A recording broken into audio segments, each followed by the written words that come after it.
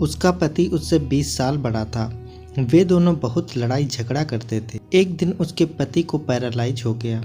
अब वह बिस्तर पर पड़ा रहता था और रोता रहता। वह स्टोर रूम में जाकर देखती तो वहाँ पर कोई भी नहीं होता था। अचानक एक दिन उसके पति का देहांत हो गया। उसे मरे हुए 1 हफ्ता ही गुजरा था कि उसे उसके सारे इशारे याद आने लगे। एक दिन नौकरानी नहीं आई थी तो वह सोच रही थी, आज मैं स्टोर रूम की सफाई कर लेती हूँ। जैसे ही वह सफाई करने वहाँ पर गई और स्टोर रूम का दरवाज़ा खोला, दरवाज़ा खोलते ही उसकी जान निकल गई, क्योंकि स्टोर रूम की सफाई करते हुए उसे वहाँ कुछ अजीब सा अनुभव हुआ। वह बहुत ज़्यादा खूबसूरत तो नहीं थी। उसके माता पिता ने उसकी शादी एक बहुत बड़े आदमी से कराई थी जो बहुत बड़ी पोस्ट पर था, लेकिन वह उससे 20 साल बड़ा था और उसके सर पर एक भी बाल नहीं थे। वह जब अपने पति के साथ बाहर घूमने के लिए जाती तो सभी लोग उसे उसकी बेटी समझते थे। उसका पति उससे हमेशा कहता कि तुम ज़्यादा खाना खाया करो ताकि तुम उम्र में बड़ी लगने लगो। उससे मजाक में एक दिन अपने पति से कह दिया कि आप अपना वजन क्यों कम नहीं कर लेते। यह सुनकर तो उसे बहुत गुस्सा आ गया। उसने उसके गाल पर जोरदार थप्पड़ मारा। अभी उन दोनों की शादी को 2 हफ्ता नहीं हुआ था कि उसने उसको इतना मारा कि वह ज़मीन पर गिर गई। उसने कहा, औरत हो तो औरत बनकर रहो, मेरे सर पर बैठने की ज़रूरत नहीं है। मैं अच्छी तरह से जानता हूँ तुम जैसी औरतों को अगर तुम्हें काबू पर ना किया जाए तो तुम पता नहीं क्या करोगी। यहाँ इस घर में तुम मेरा खाती हो, मैं ही तुम्हारे लिए सब कुछ करता हूँ, तुम्हें कोई हक नहीं है मेरा मजाक बनाने का। यह सुनकर उसने कहा कि मैं मजाक नहीं बना रही थी, लेकिन उसने उसे इतनी सी बात पर बड़ा मानकर बहुत मारा और बहुत दिनों तक उसे ताना देता रहा। वह उसके लिए ऐसी चीज़ लेकर आता था जिससे कि उसका वजन बढ़ जाए। कभी वह उसके लिए पिज्ज़ा लेकर आता तो कभी वह चाउमीन लेकर आता। यह सब देखकर उसे खाने की इच्छा नहीं होती थी, इसीलिए यह सब खाकर उसकी तबीयत खराब हो जाती।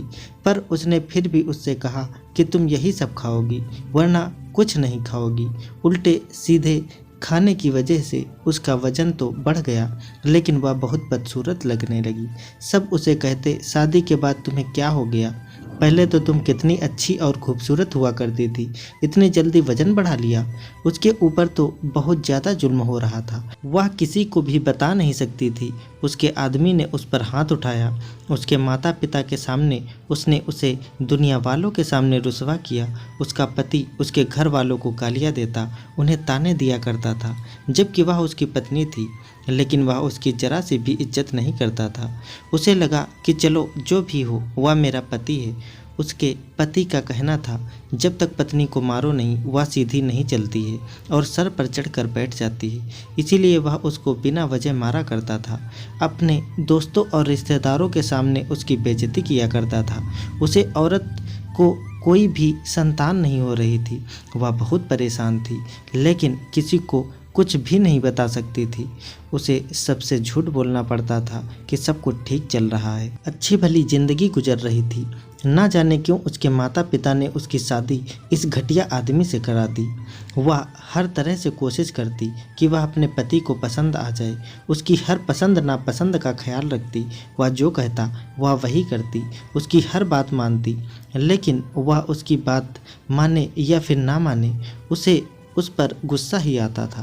कभी कभी तो उसे लगता था कि वह किसी और को पसंद करता है या कोई और बात है जिसका गुस्सा वह उसके ऊपर उतारता है, क्योंकि वह उस पर गुस्सा करने के बाद अपने दोस्तों के साथ बाहर चला जाता था। उनके साथ घूमता फिरता, हंसी मजाक भी करता और बहुत खुश रहता था। उसके दोस्त भी उसके घर पर आते थे और जब उसके दोस्त उसके घर पर आते तो सारा दिन वह उनके लिए खाना पकाती रहती और इसी तरह उसका सारा दिन निकल जाता था। वह फिर भी उससे कुछ नहीं कहती और सोचती कि शायद यही करके वह खुश हो जाए, लेकिन वह तो किसी हाल में खुश रहने वाला ही नहीं था। उसे समझ में नहीं आ रहा था कि यह सब उसके साथ क्या हो रहा है। कभी तो लगता था कि उसे किसी की नज़र लग गई है या किसी ने उस पर काला जादू कर दिया है, क्योंकि जो कुछ भी उसके साथ हो रहा था वह सब उसके समझ से परे था। उसका पति जिस ऑफिस में काम करता था वहाँ पर वह खूब रिश्वत लिया करता था, नई नई गाड़ियाँ लेता और मोबाइल बदलता रहता, अपने लिए अच्छे से अच्छी चीज़ें लेकर आता, अपने हर शौक़ पूरे करता था। लेकिन उसकी पत्नी के खर्चों पर जरा सा भी ख्याल नहीं था। वह अपने सारे खर्च खुद पूरा करती थी। अब तो वह अपने मोहल्ले में मशहूर हो गई थी कि यह लोग बहुत लड़ते हैं। उसकी लड़ाई भी ज़्यादा हुआ करती थी। लेकिन एक दिन तो हद ही हो गई जब उसके पति ने उससे बिना वजह ही लड़ना शुरू कर दिया। उसके पति ने ज़ोर ज़ोर से चिल्लाना शुरू कर दिया। उसने कहा, मैं तुमसे कहा था ना कि आज मेरे लिए अच्छा खाना बनाना, और तुमने यही आलू की सब्ज़ी बनाकर रख दी। उसने कहा, अगर अच्छा खाना नहीं है तो कम से कम बाहर से कुछ मंगवा लेते। अपने लिए तो हमेशा तुम अच्छा अच्छा खाना खाते हो, लेकिन कभी मेरे लिए कुछ सोचा है? पता नहीं यह बात कहाँ से कहाँ तक चली गई, पता ही नहीं चला। और वह कहने लगा, मैं तुम्हारे साथ मजबूरी में रह रहा हूँ। वह बहुत ज़्यादा चीख रहा था और गुस्से में था, जिसकी वजह से उसका ब्लड प्रेशर बहुत ज़्यादा बढ़ गया और उसको दौरा पड़ गया। उसका पूरा शरीर बेकार हो गया। बस वह अपने दोनों आंखें और 3-4 उंगलियां ही हिला सकता था। उसके पति ने गुस्सा किया और गुस्से में आकर अपना ही नुकसान कर लिया। उसकी वजह से उसका बीपी बहुत ज़्यादा बढ़ गया और उसे पैरालाइज का अटैक पड़ गया। खैर 2 हफ्ते हॉस्पिटल में रहने के बाद फिर वह घर पर आ गई। अब वह अपने पति का ख्याल रखा करती थी। वह तो बोल भी नहीं सकता था, ना हिल सकता था, लेकिन उसे अपने किए पर अभी भी कोई अफसोस नहीं था। उसकी पत्नी भी इन सब से खुश नहीं थी। वह जैसा भी था उसका पति था। वह नहीं चाहती थी कि उसके साथ कभी भी ऐसा कुछ भी हो। पत्नी कभी भी अपने पति का बुरा नहीं सोचती, चाहे पति जैसा भी हो। अब तो उसके घर पर पैसों की भी परेशानी होने लगी थी। वह नौकरी भी करती थी, घर पर काम भी करती थी और अपने पति को भी संभालती थी। अब उसके पति की आंखें बदलने लगी थी। वह सोचने लगा था कि यह मेरी पत्नी है जिसके साथ मैंने इतना बुरा किया, उसे मारा पीटा, उस पर गुस्सा किया। अभी वह मेरा इतना ख्याल कर रही है, मेरी इतनी ज़्यादा खिदमत कर रही है। एक दिन उसके पति ने उसे इशारा किया, लेकिन वह उसका इशारा समझ ना सकी। वह उंगली से इशारा कर रहा था। उसे लगा कि शायद वह बाथरूम जाना चाहता है या फिर उसे भूख लगी है। लेकिन आज उसने जो इशारा किया वह कुछ अलग ही था। वह स्टोर रूम की तरफ इशारा कर रहा था, लेकिन इसका मतलब यह नहीं था कि उसे स्टोर रूम जाना है। उसकी पत्नी ने उससे पूछा, क्या हुआ? आप स्टोर रूम की तरफ इशारा क्यों कर रहे हैं? क्या आपको स्टोर रूम में जाना है? तो उसके पति ने मना कर दिया। फिर 2-4 दिन बीतने के बाद उसने अपने घर में एक नौकरानी रख ली, क्योंकि वह आधे दिन घर में रहती थी और अपनी नौकरी भी छोड़ नहीं सकती थी। अगर वह नौकरी नहीं करती तो घर का खर्चा कैसे चलता? इसीलिए उसने एक नौकरानी रख ली। ऑफिस वालों ने उसके पति का हिसाब भी क्लियर कर दिया था। अब वह नौकरी पर नहीं जा सकता था, इसलिए उसकी तनख्वाह भी आना बंद हो गई थी और जो उसने अभी तक तनख्वाह कमाया था उसको मिलने में थोड़ा टाइम लग रहा था। जब भी उसकी पत्नी ऑफिस में फ़ोन करती तो वह कोई ना कोई बहाना बना लेते, क्योंकि वह पैसे भी नहीं देना चाहते थे और उसके पति का काम ऐसा था, उसे बहुत लोग जानते थे और उससे डरते थे। उसके दस्तक के बगैर फाइल पूरी नहीं होती थी, इसीलिए उसे लाखों रुपए की रिश्वत मिलती थी। इसीलिए वह लोग पैसों के चक्कर में उसके आसपास रहते थे। लेकिन जैसे ही उसका बुरा समय आया, सब ने उसका साथ छोड़ दिया। अब उसके पति को एहसास हुआ कि मेरे बुरे समय में मेरी पत्नी ही मेरे साथ है। वह रोज़ रात को स्टोर रूम की तरफ इशारा करता और रोता रहता। उसे देखकर उसकी पत्नी को भी रोना आ जाता था, क्योंकि उससे उसकी ऐसी हालत देखी नहीं जाती थी। उनकी शादी को 10 साल हो गए थे और इन गुजरे हुए सालों में उसके पति ने उसको चैन से सांस लेने नहीं दिया था। हर रोज़ उसका खून जलाता, बहुत तकलीफ़ देता, लेकिन उसकी पत्नी ने अपने पति को माफ़ कर दिया था। शायद उसको उसके किए की सज़ा मिल गई थी। वह अपने पति को और सज़ा देना नहीं चाहती थी। एक दिन उसकी बहन उसके घर पर आई और हैरत की बात तो यह है कि वह अपने भाई से नहीं मिली, लेकिन अपनी भाभी से अजीबोगरीब बातें करने लगी। वह कहने लगी कि तुम्हारे पति की तनख्वाह और फंड के पैसे कब मिलेंगे? उसने कहा, पता नहीं, मैं तो रोज़ फ़ोन करती हूँ, वह लोग कुछ ना कुछ बहाना बना देते हैं। फिर उसकी बहन कहने लगी, बहुत सारे पैसे होंगे ना, तुम इतने पैसों का क्या करोगी? तब उसने कहा, अपने पति का इलाज करवाऊंगी, हो सकता है दूसरे शहर में इनका इलाज हो जाए। तो वह पूछने लगी, कहीं तुम्हारे पति ने दूसरी शादी तो नहीं कर रखी थी? उसने कहा, मुझे नहीं पता, लेकिन वह मुझे अपने पैसे नहीं देते थे। फिर वह बोली, तब तो ज़रूर उसने दूसरी शादी कर ली होगी। मैंने कहा, अगर ऐसा होता तो अभी तक वह औरत यहाँ पर आ गई होती, और मेरे पति ने मुझे ऐसा कुछ नहीं बताया है, और ना ही उसने मुझे छुप कर दूसरी शादी की है। तब उसकी बहन ने कहा, तुम झूठ बोल रही हो, इसकी सारी दौलत तुम्हारे पास ही है। यह कई लोगों से लाखों रुपए की रिश्वत लेता था, तुम्हारे ऊपर ही उड़ाता होगा, तुम्हारे नखरे दिखाता होगा। और यह सुनकर उसे भी गुस्सा आ गया। उसने कहा, देखो मैं खुद नौकरी करती हूँ, सर्दी हो या गर्मी, मेरी तबीयत खराब भी होती है तो भी मैं अपनी नौकरी पर जाती हूँ। पूरे महीने में कड़ी मेहनत करने के बाद 20,000 कमा पाती हूँ, और वह भी घर के खर्चे में सारे खर्च हो जाते हैं। अगर तुम्हें इसके पैसे चाहिए तो तुम खुद जाकर उसके पैसे तलाश करो, और उसे दूसरी पत्नी को भी तलाश करना। अगर मिल जाए तो मुझे बता देना। उसके पति की बहन ने कहा, तुम बहुत बदतमीज हो, और तुम्हारा पति भी ऐसा ही था, इसीलिए आज इस हाल में पड़ा हुआ है। तुम देखना कहीं तुम भी इसी हाल में ना पहुंच जाओ। आज वह लोगों का मोहताज है, कल तुम भी लोगों की मोहताज बन जाओगी। अगर ऐसा हुआ तो तुम दोनों का ख्याल कौन रखेगा?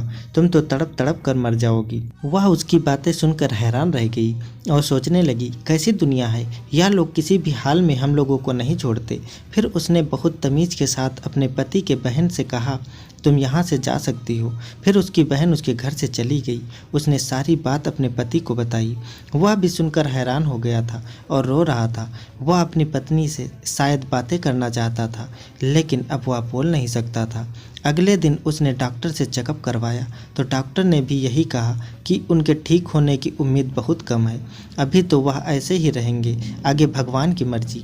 लेकिन अगर आप चाहें तो किसी और डॉक्टर को दिखा सकते हैं या किसी और शहर ले जा सकते हैं। डॉक्टर हर महीने जाकर चेकअप करते थे, लेकिन कोई अच्छी खबर नहीं मिल रही थी। लेकिन इन सब के बाद भी एक बात कॉमन थी कि उसका पति बार बार स्टोर रूम की तरफ इशारा करता रहता, लेकिन बात समझ नहीं पाती कि वह क्या कहने की कोशिश कर रहा है। वह यूं तो रोता रहता। डॉक्टर कहते, अगर यह रोते रहेंगे तो इनकी आंखें भी खराब हो जाएंगी और दवाई भी असर नहीं करेगी। उसकी पत्नी उसे समझाती और कहती कि आप रोया ना करें, सब्र रखें। एक दिन जब सुबह वह अपने पति को जगाने गई तो उसने देखा कि वह उठ ही नहीं रहे थे। तभी उसे एहसास हुआ कि वह इस दुनिया में नहीं रहे। उसके पैरों तले से ज़मीन निकल गई। उसने डॉक्टर को बुलाया। उन्होंने कहा कि इनका तो देहांत हो चुका है, और उनके लिए यही अच्छा हुआ क्योंकि यह जीने की उम्मीद छोड़ चुके थे और बहुत तकलीफ में थे। अच्छा हुआ इन्हें भगवान ने बुला लिया। यह सब सुनकर उसकी पत्नी को बहुत सदमा लगा और वह डॉक्टर से कहने लगी कि वह जैसे भी थे आखिर मेरे पति थे। उन्होंने मेरे साथ कुछ भी किया हो, लेकिन उन्हें भी जीने का हक था। उसने पूरी इज्जत के साथ अपने पति का कार्यक्रम किया और कुछ समय तक वह नौकरी पर नहीं गई, घर में ही रहती, और उसके घर में उसके साथ एक नौकरानी रहती थी। वही घर का सारा काम करती थी, खाना बनाना, सफाई करना, कपड़े धोना। उसके पति के देहांत के बाद उसका किसी काम में दिल नहीं लगता था। एक दिन किसी ने दरवाज़ा बजाया और नौकरानी ने उसे जाकर बताया कि कोई औरत उससे मिलना चाहती है, उसके साथ बच्चे भी हैं। तो उसने नौकरानी से कहा, क्या नाम है उसका? उसने नाम बताया तो उसने कहा कि मैं इस नाम के किसी औरत को नहीं जानती। खैर तुम उसे बाहर बिठाओ, मैं आ रही हूँ। और जब वह बाहर आई तो सच में वह उस औरत को नहीं जानती थी और ना ही उसके बच्चों को कभी उसने देखा था। उसने उससे पूछा, आप कौन हैं? तो उसे औरत ने बताया, मैं तुम्हारे पति की दूसरी पत्नी हूँ, अब वह मर गया है। मैं अपना और अपने बच्चों का हिस्सा लेने आई हूँ। तुम्हारे पति ने 4 साल पहले मुझसे छुप कर शादी कर ली थी और इन 4 सालों में मेरे 2 बच्चे भी हुए। अब मैं अपना हक लेने तुम्हारे पास आई हूँ। जब उसने यह बात सुनी तब उसे उस औरत का ख्याल आया जो उस दिन उसके पति की बहन उसके घर पर आई थी। उसका मतलब वह गलत नहीं कह रही थी और उनके बाकी के रिश्तेदार भी यही सोचते थे। उसने कहा, तुम्हें शर्म नहीं आई एक शादीशुदा आदमी से शादी करते हुए? उस औरत ने कहा, इसमें मेरा क्या कसूर है? वह तुम्हें पसंद नहीं करता था, तुम उसे अच्छी नहीं लगती थी, और मैं खूबसूरत और हसीन हूँ। वह मेरे पीछे पड़ गया और मुझसे शादी कर ली। उसने उस औरत से कहा, खूबसूरत तो मैं भी थी, लेकिन लेकिन उसने मुझे जानबूझकर बदसूरत कर दिया। उस औरत ने कहा, मर्द ऐसा क्यों करेगा, शायद तुम्हारी किस्मत ही खराब थी। फिर छोड़ो इन बातों को, अब वह इस दुनिया में नहीं रहा, मेरा हिस्सा मुझे दे दो। फिर उसने कहा, वह मेरे पास कुछ नहीं छोड़कर गया है, मैं अपना खर्चा भी अपनी नौकरी से चलाती हूँ और जो उसके फंड और तनख्वाह है वह अभी तक नहीं मिली है। जब मिल जाएगी तो मैं तुम्हें उसमें से आधे पैसे दे दूँगी। और रहा यह घर की बात, तो यह घर भी किराए का है और इसे मैं चलाती हूँ। तो वह औरत उससे लड़ने लगी और पूरे घर की तलाशी लेने लगी। जब उसने उस औरत से कहा, यहाँ कुछ भी नहीं है, जो यहाँ इन सब के बाद उसका बीपी बढ़ने लगा, क्योंकि उस औरत की हरकतों से उसे बहुत गुस्सा आ रहा था और वह औरत बहुत जिद्दी और बदतमीज़ थी। जब उसे कुछ नहीं मिला तो वह घर से चली गई और यह कहकर गई कि मैं तुम पर नज़र रखूँगी, जब उसके पैसे आ जाएंगे तो मैं खुद सारे पैसे ले जाऊंगी। अब पता नहीं वह ऐसा क्यों बोलकर गई, लेकिन वह बिल्कुल भी अच्छी औरत नहीं थी। उसको तो सारा मोहल्ला जानता था। यह सब के बाद उसने कहा, मेरी ज़िंदगी में कुछ अच्छा नहीं हो सकता। और अपने पति की बातों को याद करती तो उसे याद आया कि उसका पति स्टोर रूम की तरफ इशारा क्यों करता था। अपने आखिरी समय में भी वह यही इशारा कर रहा था। उसके अंदर उसकी बातों की याद बस गई थी। औरत भी बहुत अजीब होती है, जब किसी से मोहब्बत करती है तो उसकी बेवफाई भी माफ़ कर देती है, लेकिन मर्द के अंदर इतनी ताकत नहीं होती। उसे तो आज तक यह समझ नहीं आया था कि उसके पति उसके साथ ऐसा क्यों किया करते थे, जबकि उसने तो हमेशा ही अपने पति से मोहब्बत की। वह शादी करके भी यही सोच कर आई थी कि हमेशा अपने पति का साथ देगी। वह देखना भी बहुत अच्छी लगती थी, लेकिन शायद उसके दिल में जगह नहीं बना सकी। और खूबसूरत है या नहीं, यह मर्द की नज़र तय करती है। अगर कोई औरत एक बार मर्द को खूबसूरत लग जाए तो अगर वह खूबसूरत ना भी हो तो वह उसे अपने दिल की मल्लिका बना कर रखता है। और कभी कभी तो बहुत खूबसूरत औरत भी मर्द के दिल को नहीं बांट सकती, तो उसकी हालत इसके जैसी ही हो जाती है। आजकल तो इसके हालत ऐसे हो गए थे कि बात दिन भर रोती रहती थी और खाना भी नहीं खाती थी। हर समय दिमाग में टेंशन रहती थी। लेकिन उसके पास अब क्या रह गया था। उसकी उम्र अभी ज़्यादा नहीं हुई थी और उसे किसी से शादी भी नहीं करनी थी। उसका कोई ऐसा इरादा नहीं था। वह सिर्फ अपनी ज़िंदगी चैन सुकून से और अपने तरीके से जीना चाहती थी और उसके दिल में कोई चाहत बाकी नहीं रही थी। उसकी ज़िंदगी का कोई दूसरा मकसद नहीं था। वह घर में ही रहती। उसके पति के पैसे भी नहीं मिल रहे थे और उसकी दूसरी पत्नी फ़ोन करके उसे परेशान किया करती थी। उस पैसों को लेकर बहुत तंग किया करती थी, क्योंकि उसने जॉब छोड़ दी थी। इसीलिए उसके पास जब पैसे ख़त्म हो गए तो उसने नौकरानी से भी कह दिया कि काम छोड़कर चली जाए, क्योंकि वह अब नौकरानी को पैसे नहीं दे सकती थी। वह हैरान तो तब रह गई जब एक दिन उसकी नौकरानी खुद अपने घर से खाना बनाकर लेकर आई और कहने लगी, आप बहुत अच्छी हैं मैडम, आपने मेरा बहुत ख्याल रखा है। मेरे पास इतना ही है मैडम, मैं आपके लिए खाना दिला सकती हूँ। कुछ दिनों से पता चला कि अगर हम दुनिया में किसी अच्छे इंसान के साथ अच्छा करते हैं तो वह हमारे साथ उससे भी ज़्यादा अच्छा करता है। उसके पास तो खुद कुछ नहीं था, वह बहुत गरीब थी और उसके 5 बच्चे थे। वह अपनी नौकरानी पर बोझ नहीं बनना चाहती थी, इसलिए उसने उससे कहा कि अगर मेरे हालात अच्छे हो गए तो मैं तुम्हें यहाँ काम पर बुला लूँगी और तनख्वाह भी दे दूँगी। उधर उसके पति के ऑफिस वाले पैसे देने को तैयार नहीं थे, शायद वह पैसे खाना चाहते थे। इधर उसकी दूसरी पत्नी उसे तंग करती रहती थी। उसकी एक दोस्त थी जिससे उसने पैसे उधार ले रखा था और किसी तरह उसका खाना पीना चल रहा था। अब वह भी खत्म होने वाला था, इसीलिए वह बहुत ज़्यादा परेशान थी। नौकरानी को भी उसने हटा दिया था। घर भी बहुत ज़्यादा गंदा हो गया था। वैसे भी करने को कुछ नहीं था, इसीलिए उसने सोचा कि चलो आज मैं ही सफाई कर लेती हूँ। वह स्टोर रूम में चली गई। वहाँ जाते ही उसे अपने पति की याद आने लगी। वह सोचने लगी कि वह बार बार इधर इशारा क्यों करते थे कि अचानक उसका पैर फिसल गया और उसका हाथ दीवार से टकरा गया, जिससे उसकी कलाई में चोट लग गई और वहाँ पर एक तिजोरी बनी हुई थी। जब अंदर गई तो उसके पैरों तले ज़मीन निकल गई।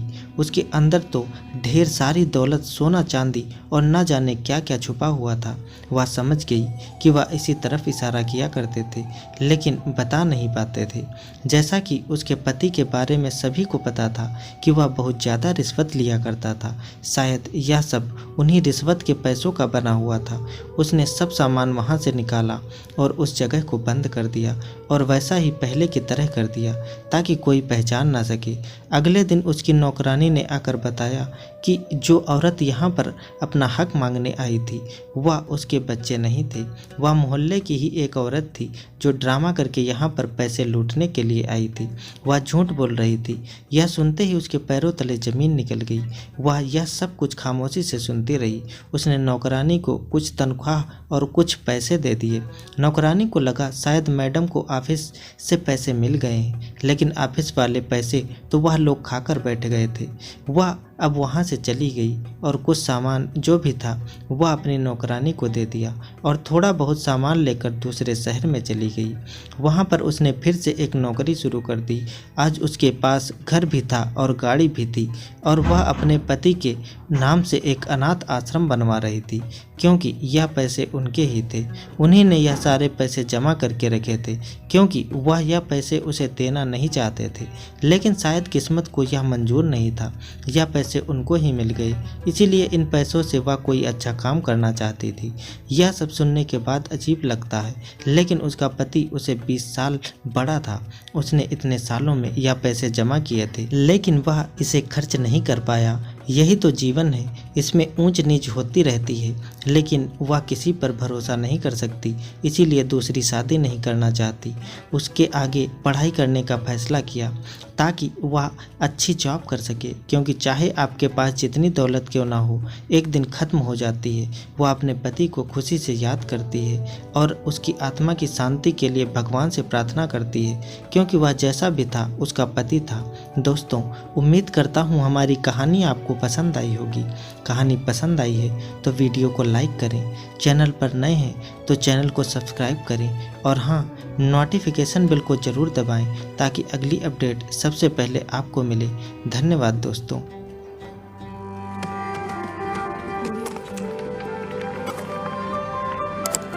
Subscribe now and press the bell icon.